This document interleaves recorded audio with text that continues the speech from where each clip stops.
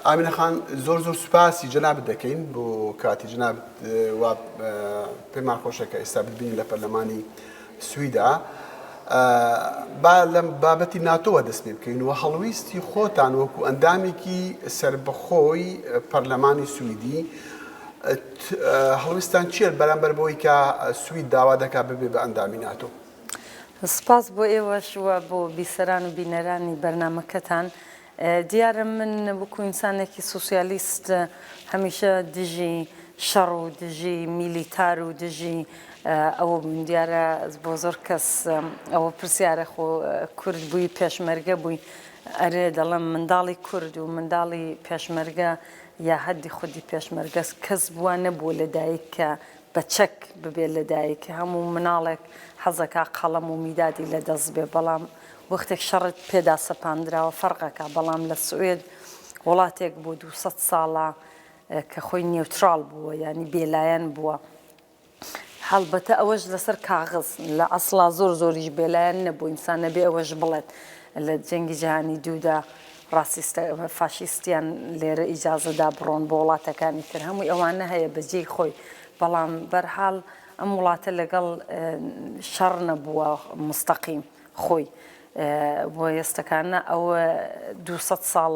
تاریخە لا ئەبا و پشتسەریە نێو دێتە بوارێکی تری تازەوە، تاریخێکی ترەوە کە ناتۆیە. بە بڕوای من شتبایشی گەورە دەکەن. دیارە و ترسەیان لەسەرەوەیە کە ئوکراینا ئەوە کردراوە، رووسیا داگیری کرد و شەڕەکە. ئێرە وەک ئەوێن نییە، ئێرە دوای ئاومان لە بەیندایە ناتوانن. دوای سوێد وڵاتێکە لە دوای ئەمریکا ئەرژناڵی چەک و ئەسلحە و تەقەمەنی ئەوەندە بە قەوەتی هەیە، ئەوەندە مۆدێرنی هەیە، هەروە وڵاتێکی تر پێی ناوێرێ. ینی ئەمانە هەمووی قسەیە. جا لەبەرەوە من پرنسیپ وەکو پرنسیپ دژیم و ئەوەندەی تریش دژیم کە لە پاڵ تورکیە وڵاتێکی فۆندامنتالیستی ئیسلامی، دژی ڕاسیستی، دژ بە خەڵکی خۆی، دژ بە کورد، شەڕکەریە چوزان داگیرکەر، منزورمە داگیرکەری وڵاتانی تر. ئەم وڵاتە مۆدێرن و دموکراتە لەگەڵ و هەمچنین وڵاتێکی ئاواکە کە دیکتاتوری بەتەواوی معنایە لە ڕۆژهەڵاتی ناوین، ئەوەش بۆ خۆی یەک پرسیارە بۆ من کە گونجاو نییە. باشە تۆ پێت وایە هەڕەشەی رووسیا لەسەر وڵاتان لەسەر سوید نییە؟ پێت وایە؟ من پێم وایە نییە مستەقیم، ترسەیە زیاتر. دەزانی سوێد زۆرە ترسێ، بە تایبەت پیاوی سوێدی زۆرە ترسن، هەمووی وە ترسەوی ناخۆ مانگونی وێ لەوە بەر هەمووی دەوڵەتی سوێد لە وەزیری دیفاعەوە تا هەمویانە ئێمە نامانەوێ و مطلقاً ئێمە لایەنی ئەوە نین کە بڕۆینە ناو ناتۆوە. و بە دوای 2-3 هەفتە هینی خۆیان نەزەری خۆیان گۆڕیوەوە دیارە دەڵێ کە چەندە ئەم شتە بە زۆر پیان دەکردرێ. دەزانی؟ باشە ئەی تورکیا و هەڵویستی تورکیا کە دژە و دەڵێ ئێمە قبوڵ ناکەین تا هەندێک شەرت و مەرجی هەیە جبن، ئەتۆ بۆ ئەوە چی دەڵێ؟ ئەرێ دیارە دەبێ ئەو سی وڵاتەی کە لە ناتۆدان ئەشێ هەرسی وڵاتەکە بێ قەید و شەرت ئیمزای بکەن بۆی کە ئیجازە بدەن. ئەی تورکیەش ئەوە هەمووی دنیا ئازانێ کە دەڵێن کە دەبێ هین لیستێکیان داوە کە هەم کوردی زۆرتیایە، چەندانە ژۆرنالیست و نووسەران و کەسی تورکیشی تایە کە من دەیان ناسم خۆم ئینسانایەکی زۆر باش و چالاکەوانن، ئەوانیشی تێدایە دەڵێ دەبێ ئەمانەمان پێ بدەی. داوای منیشیان کرد بوو دەزانم بەزاری و سەفیری تورکیا خۆی داوای کرد بوو کە جەنابەت تەسلیم بکرێت بۆ تورکیا. بەڵێ هەفتەی پێشەوە دیارە کە پلانی ئەوەشیان هەبوو کە منیش ئەوە بکەن، بەڵام دوایی کە دیارە زانیان کە ناگونجێ بۆیان من خەڵکی وڵاتێکی ترم لە ئەسڵا، من کوردی کوردستانی ڕۆژهەڵاتم، کوردستانی ئێران، کوردی کوردستانی تورکیە نیم، خەڵکی تورکیە نیم، بەڵام عزوی پارلەمانی وڵاتێکی ئوروپاشن. ینی ئەوە بۆیان ناگونجا، بەڵام ئێستەکان ئەردۆغان کوتێتی کە تا من لە پارلەمان بم ئیجازە نادا وە دەبێ مطلقاً پەژاک و هەروەها پێژێ و پێگێ ئەمانە هەمووی بچنە لیستی تەرۆرەوە و سوێد دەبێ مطلقاً ئەو پەیمان نامەی کە لەگەڵە من ئیمزامان کرد بۆی کە من دەنگی خۆم بدەم بە نەخۆز وەزیر بە سەرۆک وەزیران ئەوە لا بچێت و ئەوە ینی ئێستەکانە لە هینی ئەوەدایە کە هینی ئەمبارگۆی تەقەمەنی کە بفرۆشرێ بە تورکیە دەیەوێ وەش لا بچێت و ئەو خەڵکی کوردیش کە هەمووی خەبات دەکات لە ڕۆژاوا و لە ئەوانەی تر کە دەبێ بچنە ناو لیستی تەرۆرەوە. ئەمینە خانم دیارە مەبەستی تورکیا کە داوا دەکەن جەنابەت تەسلیم بکرێت بۆ ئەوانە بە حساب تۆ تیرۆریستی کە وەزیری دەرەوە بەدەنگ هاتوو دەڵێ کەس لە سیاسەت مەدەرەکانی ئێمە تیرۆریست نین وەڵام بۆ تورکیا. دیارە ئەو هەڵویستی جەنابەت لەگەڵ پارتی سۆسیال دیموکرات کە ڕازی بووی کە دەنگت پێیاندا ڕازی بووی لەسەر حکوومەتەکەیان و پێکەنانی حکوومەتەکان بەرامبەر بەوەی کە ئەوان پێگیریان بە ڕێکەوتنێک بێ کە پشتیوانی کوردی ڕۆژئاوا بکەن. دیارە مەبەستەکەی تورکیا ئەوە بوو بۆیە ناوەکەی تۆ لەو لیسەدایە؟ نا پێمان نییە بە تورکیە هەموو ساڵێک یەک راپۆرت لە ئەوروپا دەنووسێ ئێستا ئۆرگانیزاخونێکە کە مستەقیمینی ئەردوغان وی وەزارەتی ئوموری خارجەی دەرەوەیانە کە راپۆرتێکە نووسن لە ئەوروپا لە ئیسلامۆفۆبی ئەمەی تر ئەردوغان هەر کەسێکە نەزەرێکی تری بۆ ئیسلامۆفۆب و تەرۆریستاوە ئەوە دەکا. جا لەو راپۆرتەدا ناوی من و ئەکسی منیشیان داوە و وەزیری دیفاعی ئێرەش چەند سیاسەتمەداری تری ئوروپاش ئەمە لە 2016 و 17ەوە یعنی ئەم پلانەی ئەوان یاری ئەمڕۆکە نییە بە خاطرەوەی من مەسەلەی کوردم زۆر باس کردووە و لە دەیان ئینترپەلاخۆن و نازانم نامە و لە مەشم لایەحە بە دەوڵەت لەسەر مەسەلەی بەتایبەت هێدەپێ لە کوردستانی تورکیە لە هەمووی تورکیە کە 5,000 نەفەریان لە زیندانە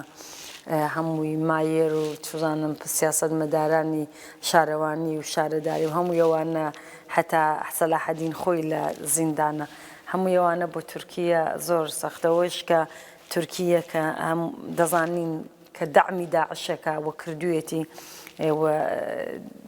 لەگەڵ ئەوان دژی کووردە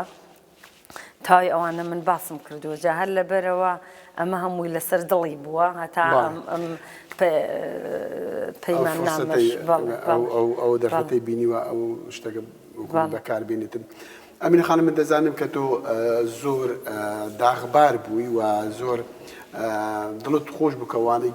کچەکانی ڕۆژئاوا ببینی کە شەڕی تیرۆریا داعشیان دەکوت بەو شێوەیە بوو بەهۆی ئەوەی کە تۆ ئەو داواکاریە لە سویدیەکان و بەتایبەت لە سۆسیال دیموکرات بکەی بۆ ئەوەی پشتیوانی کورد بکەن لەوێ ئەوەش یەکی لە هۆیەکانە کە تورکیا پێی ناخۆشەکە ئەندامێکی پەرلەمان لە سویدا شتێکی وا بکاتن بەڵام پرسیارەکە لەوەدا تۆ بە ئەسڵ کوردی ڕۆژهەڵاتی و لە پارتی چەپش دەرچووی بەهۆی ئەوەی کە پێت وابوو کە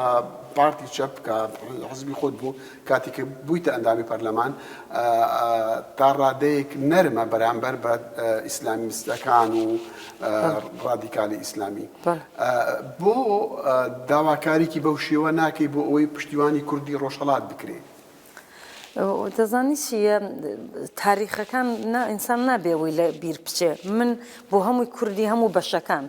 ئەوەندەی من دژی ئەردوغان مبارزەم کردو بۆی کە حملە دەکا بە کوردستانی عێراق قەت نەبارزانینە تاڵەبانیەوەیان نەکردووە ئەو با بزانانی هەرا لەم پارلەمانە ئەوە بۆ من فەرق ناکات چ وڵاتێکە و چ بەشێکە بۆ من ئینسانێکی سوسیالیستم لەوێ لەو جێگەی فرسەتم لەو جێگەی تاریخ مێژوو ئیجازە دەدا ئیشێ بکەی دەبێەوە بکەی دەزانی جا لەبەرەوەیە بۆ من لە کوردستانی ئێران هیچ هەلومەرجێکی وها ناتۆتە پێش ئێستا لەژێر کۆماری ئیسلامیشدا ناتوانانی کوردستانی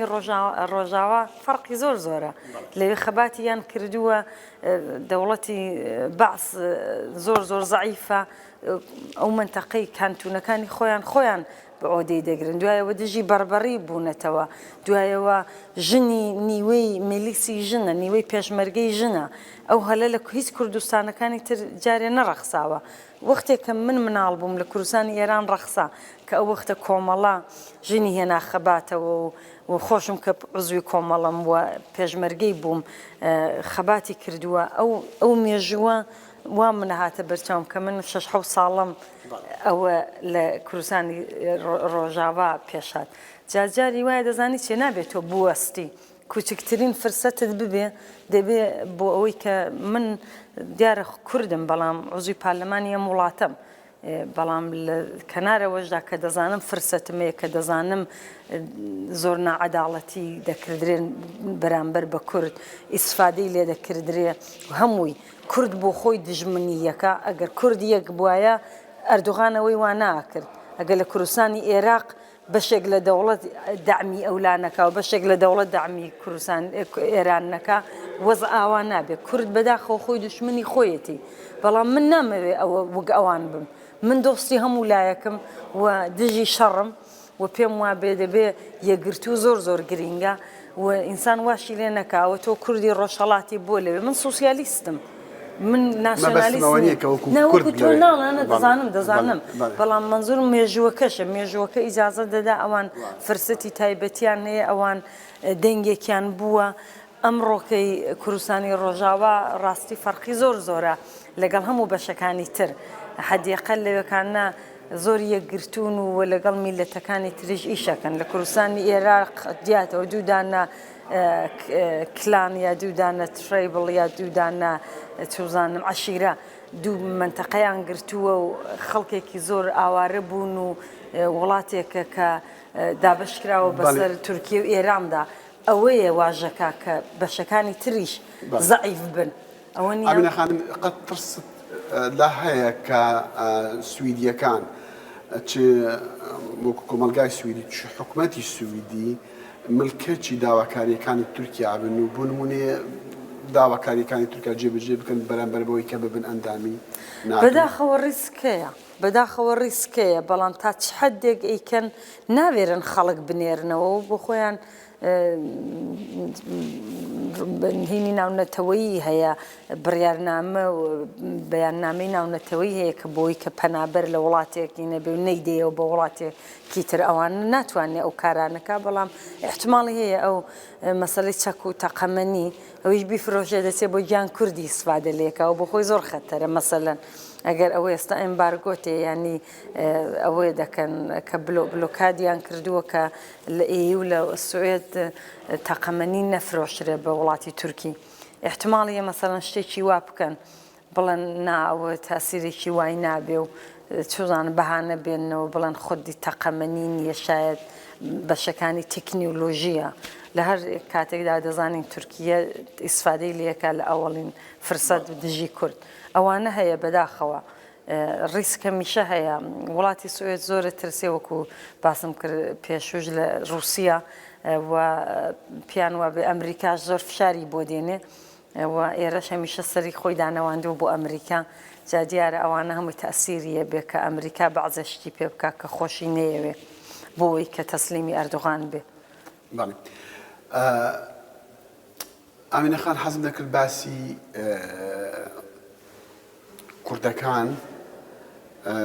پێشەوەی داوای بدرێکم با پرسیاری کۆتاییم لەسەر ئەو مۆزوعات تورکیا بێ و بێن ئامینە خان ئێستا تورکیا بەنیازی ئەوەیە کە کەمپێک بۆ پەنابەرانی سووری لە هەریمە کوردیەکان دابمەزرێنێ و هەڕەشەش دەکات بۆ ئەوەی بشتە ناو خاکێکە جارێکی دیکە و چەند جار سەرۆکردوگان خۆی ئەمەوەی کردو ئێوە چی دەڵێن لەسەرەوە ئێوە چی دەکەن لە پەرلەمانە بۆ ئەوەی هەوڵێک هەبێ بۆ ئەوەی ڕاگررتنی ئەم شتە ڕاوەستێنەوە دەزانیت ئەوە یەکشت معلومە کە تورکیا لە تولێم چەند ساڵە ویستوێتی و عەرەبانی ڕاگرتووە ئەکسەری بۆی کە ئیسفادەکە دوایی خەڵکی کورد بگوێزێتەوە و ئەوان بێنێت لە بۆی و منتەقانە بکات بە منتەقەی خۆی منتەقەی کوردستانی ئالۆزی بکە ئەوە شتێکە کە 100 ساڵە و ڕژیمە داگیریکەرانەی ئەو وڵاتانە دەیکەن لە سەدام حوسێنەوە تا بەشارە لە سەد لە ئێران لە زۆر جێگەوانە کردراوە کاتی خۆی کە لە تورکیە کورد لا دەبن دەیگوێزنەوە و خەڵکی خۆیان دێنن یا خەڵکی تر دێنن لە ئەو منتەقانەوەی لە کەرکووک و هەمووی تەجروبەمان هەیە ئەوە دەکردرێ بەڵام یەک شتەی لێرەکانەدا وڵاتە ناونەتەوەیەکان بۆ دەبێ بیاڵن تورکیا پرسیارەکە لەوەدا وڵاتێکی تر لە وڵاتێکی تر خۆ ئێستا لە عمەڵە کوردستانی ڕۆژاوا بەشێک لە سووریەیە خۆ گیان نەبووتەوە وڵاتی سووریە تورکی ینی دەچێت لە وڵاتی سووریەوە دەکا یا لە کوردستانی عێراق وڵاتی عێراق سیارەکە لەوەدایە وەکو خۆشت گوتت بۆ جیهان ئەو شتا لە تورکیا قبولەکە بەڕای تۆ ینی چەند شتێ یەکی هەیە کە لە ئوروپا بۆیە بە وڵاتانی مشتەرەکی ئوروپا ئەو قبولەکەن ئەم مەسەلەی پەنابەرانەی بۆتە یەک کالا وەکو یەک بزنس پیانەکە ئەردوغان ئەوە پۆڵێکی زۆر پارەیەکی زۆر وەرەگرێ لە ئەوروپا نزیکی 6 ملیارد ئێڤرۆ نیوەی ئەوەی سوێد دەیدا بۆی کەم پەنابەرانە نێنێتە وڵاتی تر ئەوەی چێک لە زعفەکانی گەورەی ئەمانە دووەمینی شێوەی وڵاتی ناتۆیە بە خاطری پایگای ئینجێرلی و بە خاطری منفعەتی خودی ئەمریکا و بە خاطری بەرجەوەندەکانی ئەمریکا خۆی نایەوێت ئەوە بکات لەگەڵ تورکیە ئەینا وڵاتەکانی تریژ نایکەن بە خاطری ئەمریکا لە ئەسڵا ئەو مەسانەیە مەسلەی تریشی ئەم جیۆگرافی ئەوەیە ئێستا وای لێ هاتووە ئەمەیەکە تورکیە بەشێکی ئوروپایە مەسەن بڵێ ئیستانبول و ئەوەی بزنیزی لەگەڵەکەن دەزانی ئەمڕۆ کە بزنیز لە هەموو شتێک لە پێشترە لە مافی مرۆڤ لە مافی ئینسان لە هەمووی ئەوانە هەمووی وڵاتانی ئوروپا و شەرق و غەرب وەکو یەکوان بەداخەوە مەسلەی ئینسانیەکەی مەجبورن کە باسی بکەن و شت بنووسن ئەوەی کەشیان نەکردرێ لە وڵاتی ڕۆژهەڵاتی ناوین لەوێ خەڵگە کوژرێ و خەڵگی ئەدام بکرێ و خەڵک زیندانەکرێ بەڵام لێرەکانەش بەداخەوە یارمەتیوانە دەدەن بۆنی یارمەتی دەوڵەتی ئێرانەدا ئەمریکا کە سپای پاسداران کە جەلادن جەلادی وەک ئەوانە نییە کە خەڵک هەڵەواسن چاو ناخوونیان دەردێنن خەریکە دەری دێنێ لە لیستی تەرۆردا ئەوە کە لە فەلەستین حەماس دەعمەکە لە لوبنان حیزب الله هەیە نازانم لە هەشتی شەعبی لە عێراق هەیە لە سووریە هەیە تاوای ئەوانە دەکات تەرۆر ئەنجامەدا لە هەموو جێگەیەک و لە وڵاتانی ئوروپاش ئەو نییە چەندانە کەسیان گیراوە لەم وڵاتانەکە ناوی بردیان بۆ تەرۆر و ئەمریکا خەریکە ئەوە لیفتی ئەو تەرۆر لیستە دەکات کوردەخەنە ناو لیستەوە بەڵام ئەوانە دێنە دەرەوە ئەوەی دنیاکەوەیە مەسلەی شەڕی ڕووسی ژوای کردووە شەڕی ڕووس لەسەر ئوکراین ئەوەش بەشێکی ترەکە بە هەموو نوعێک دەیانەوێم دەوڵەتانە ڕاگرن بۆەوەی هاوکاری نەکەن و سوزانم بزنس نەکەن لەگەڵ رووسیا ئەوە نەوتی ئێران مەسەلەن بێنن یەهوو ئەمریکا نەوتی ڤێنزوێلای کە ڤێنزوێلای بە دیکتاتورە نەزانی و ئاسڵان ترامپ بۆ وەختە دەیویست حملە بکات پێی و ئەوە بەڵام ئێستا نوعێکی ترەیانی ئەوەیە مێژوش ئەوە نییە وا دەکا کە ئەم سیاسەتانە ئاڵۆزن و بەڵام هەمیشە خەڵکی هەژار و خەڵکی فەقیر و خەڵکی بەشخورا و دەبنە قوربانی ئەم مەسەلانە کوردی چێک لەوانەیە خۆی کرۆتە قوربانی یەک دووەمینیش وڵاتەکان کردویانە و چونکە کوردیش هەمیشە فەقەت لە ڕۆژاوا کوچکترین فرسەتی هەیە و نییە لە کوردستانی عێراق دژێتی دژی ئەو بەشەیە یعنی ئەوەیە کە هیچ وەخت کوردەکە وان نەبووە کە ئینسان ناتوانێت ئەمە ڕادەنگی کوردیە ئێوەش دەنگێکن کە وڵاتێکی ئازادە دەبێ و بکوترێ بۆ من جێگەی سەرسوڕاوەرە چۆن کورد دەبێت لەگەڵ دەوڵەتێک بێ کە دژی کووردە کە کووردە کوژێ کە حملە دەکا بە وڵاتەکەی من نازانم ئەمن بۆ ناگونجێ چۆن دەبێ ئینسان ئەوە بکات ئەو مشکلانە واکە کە منێکیژ لێرە پێمەڵەن دەڵەن جاخۆ بارزانی دەعمی ئینەکە ئێستا لە ڕۆژنامەوانی ئەمریکا بە منەڵێ ئەوە چۆن نەبینی گوتمەوە تراژدیە ئەسڵەن ئینسان پێعی بە باسیشیکە و لە ناشتوانی باسی نەکەی خۆ ناتوانانی دەرخۆنەکەی لەسەر بنێەوە دەبێ باسیکەی کورد دەبێ ڕەخنە بگرێ لە خۆی کورد دەبێ ئەو حیزبە کوردیانە ڕاهبەرەکانیان دەبێ مەعەزەرەت خایکەن لە تاوای کوردستان بۆ کارە ناشرینانی دەیکەن بەڕاستی چونکە دوشمنی پێخۆشە بێ هەر دوشمن ئێستا من نازانم تۆ لە کوێ وەستاوی من کارم بەوە نییە من ئینسانێکی سیاسیم پارلەمەنتاری ئوروپام لە هیچ لەو حیزبانە دیفاع ناکەم و لەگەڵ هیچیشیان شەڕ ناکەم بەڵام من مدافعی و بەرجەوەندی مافەکانی خەڵکی کورد و خەڵکی بژنان بەتایبەت وە ئەو بەشخوراوەکانم جا لەبەر ئەوەیە ئامینە کاکە باوە ئەندامی سەربەخۆی پەرلەمانی سوید زۆر سوپاس دەکەم بۆ ئەو توێژە. سپاس بۆ تۆ.